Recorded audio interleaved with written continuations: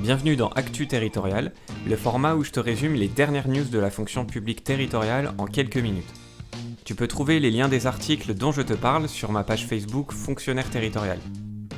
Alors on commence cette vidéo avec le deuxième confinement évidemment qui a été annoncé en fin octobre et avec les répercussions que ça a eu, notamment au niveau local avec la fermeture des commerces dits non essentiels, les librairies, les fleuristes, les coiffeurs, etc. Et on a assisté à une véritable fronde des maires face à ce qu'ils considèrent être une injustice. Donc on a vraiment eu beaucoup de colère de la part des maires et on en a même eu qui ont signé des arrêtés autorisant les commerces non alimentaires à rester ouverts. Alors bon, évidemment, les préfets s'en sont mêlés et bon, ça n'a pas tenu bien longtemps. Mais on voit que ça a été quand même jusque-là, hein, ça a été assez loin quand même dans la fronde de ces maires qui s'inquiètent tout simplement pour la vie locale, qui s'inquiètent pour leurs commerçants et plus globalement pour la vie de leur centre-ville. Un peu plus tard dans le mois, on a l'Association des maires de France, l'AMF, qui a demandé officiellement au Premier ministre une réouverture progressive des commerces. Donc on voit qu'il y a eu tout un lobbying, toute une pression qui a été menée comme ça pendant le confinement. Donc est-ce que c'est ça, est-ce que c'est toute cette pression qui a fait que l'État aujourd'hui accepte cette réouverture des commerces?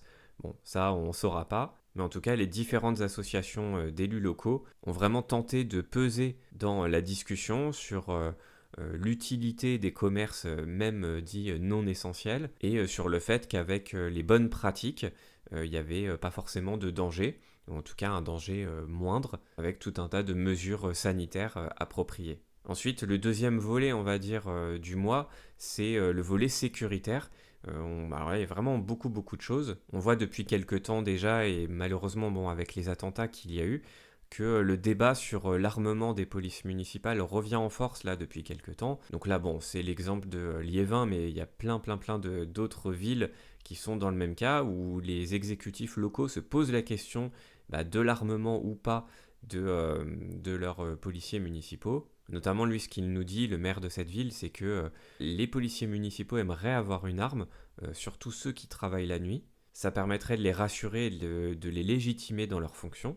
Mais cet armement, ça ne remplace pas la proximité et le dialogue, qui sont quand même des missions essentielles de la police municipale. Mais on voit aussi toute la gêne palpable auprès des maires sur cette question, puisque par exemple, lui, il nous dit que s'il y avait un problème, d'un policier avec une arme, c'est moi qu'on viendrait voir. Donc c'est quand même une décision délicate à prendre, et on voit vraiment sur tout le territoire cette question se poser. Ensuite, toujours un article sur cette question sécuritaire, avec la proposition de loi relative à la sécurité globale, et qui concerne beaucoup la police municipale. Donc on a une députée La République En Marche qui porte cette proposition, qui nous détaille un petit peu les enjeux pour les élus locaux. Alors plusieurs choses intéressantes, notamment on nous rappelle que le premier point fondamental, c'est que c'est une expérimentation qui est proposée. Donc c'est pour des communes volontaires, c'est pas du tout une loi qui va imposer à toutes les polices municipales le même cadre. Pour l'instant, c'est juste une proposition d'expérimentation. Et concrètement, pour ceux qui veulent faire le test, on aura des polices municipales qui pourront constater et verbaliser une liste d'infractions comme par exemple la conduite sans permis, le défaut d'assurance, la vente à la sauvette, etc. Donc l'idée, c'est d'élargir un peu les compétences déjà existantes de la police municipale. Et donc si le sujet t'intéresse, je te laisse aller voir directement l'article. Et surtout, si tu passes des concours pour être policier municipal, évidemment, c'est quelque chose qu'il faut que tu creuses. Ensuite, toujours sur l'aspect sécuritaire, on a aussi une interview de Marlène Schiappa, donc qui est ministre déléguée en charge de la citoyenneté, à propos de la protection des maires contre les pressions communautaires, c'est ce qu'on nous dit en titre, mais plus globalement, c'est un entretien sur le sujet du projet de loi pour conforter les principes républicains, ex-projet de loi de lutte contre le séparatisme. Et dans ce projet de loi, il y a évidemment des répercussions aussi pour la vie locale, donc notamment pour les maires. Avec le drame qui s'est passé avec Samuel Paty, l'idée c'est de créer un nouveau délit de mise en danger de la vie d'autrui par divulgation d'informations personnelles. Donc ça concerne tous les citoyens, mais aussi les fonctionnaires et aussi les fonctionnaires territoriaux qui pourraient faire l'objet de ce type de menaces. On nous parle aussi des principes de neutralité et de laïcité dans les services publics avec, je ne sais pas si tu en as entendu parler, l'exemple des entreprises privées de transport qui sont délégataires de services publics. Ça, c'est quelque chose dont on a pas mal entendu parler sur le fait qu'il pouvait y avoir des agents qui se radicaliser, comme un employé qui refuse de serrer la main aux femmes, par exemple. Et donc avec ce projet de loi, ce qu'ils veulent, c'est que toute personne qui assure une mission de service public, même si elle n'a pas le statut de fonctionnaire, elle doit respecter l'obligation de neutralité religieuse. Donc ça, c'est une question évidemment qui concerne les collectivités, et notamment celles qui ont ce type de contrat de délégation de service public. Bon, il y a d'autres points évidemment, mais là on va pas tout lister, je t'invite à lire l'article si tu veux aller plus loin. Je t'ai aussi sélectionné cet article sur la décentralisation et la gouvernance locale, où en fait tout part d'un sondage auprès des nouveaux présidents de PCI. Et chose intéressante selon moi, c'est que les principales attentes qui ressortent, c'est pas d'avoir encore plus de nouvelles compétences dans l'escarcelle des EPCI, c'est pas de grignoter encore les compétences restant aux communes, c'est plutôt de clarifier les compétences entre les niveaux de collectivité, c'est aussi d'accroître les moyens des collectivités dans leur champ de compétences actuel, et c'est aussi de mieux répartir les rôles entre ces mêmes collectivités et services déconcentrés de l'État. Donc tu vois que l'idée, c'est pas forcément d'aller vers plus de compétences, mais c'est de faire quelque chose de plus efficace avec les compétences actuelles, et c'est quand même quelque chose de nouveau, où ces dernières années, on a assisté à un transfert assez massif de compétences des communes vers les intercos. Là, les intercos ont plutôt envie de calmer le jeu, a priori, et d'aller plutôt vers une optimisation de ce qui existe déjà, plutôt que d'en vouloir toujours plus.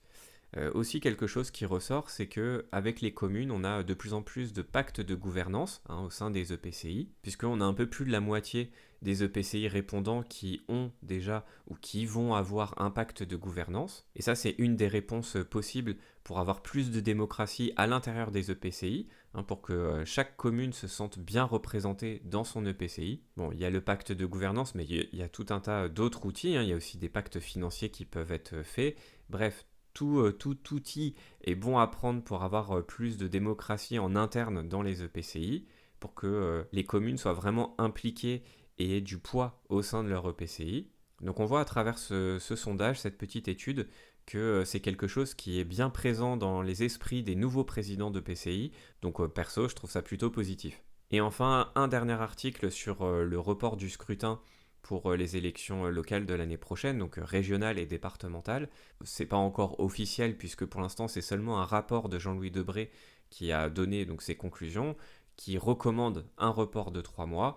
A priori ça devrait être suivi, mais on va voir au mois de décembre ce qu'il en est. C'est évidemment à cause de cette crise sanitaire qui continue que le report est préconisé. Il y a aussi des côtés techniques sur la dématérialisation de la campagne, sur les procurations qui doivent être facilitées ou encore le vote par correspondance qui doit être discuté. Donc tout ça, ce sont des sujets importants et on verra courant du mois de décembre, puisqu'à priori, il y a un projet de loi qui sera présenté en Conseil des ministres le 2 ou le 16 décembre. Et donc, c'est courant décembre qu'on en saura plus sur ce sujet. Voilà donc pour cette actualité territoriale du mois de novembre. Ce que je te conseille en priorité, c'est de bien réviser ces différents projets de loi ou propositions de loi sur le volet sécuritaire. Même si c'est l'État qui s'occupe des compétences régaliennes, on a pu voir que, notamment par le biais des polices municipales, les acteurs locaux étaient concernés, mais les maires aussi sont concernés.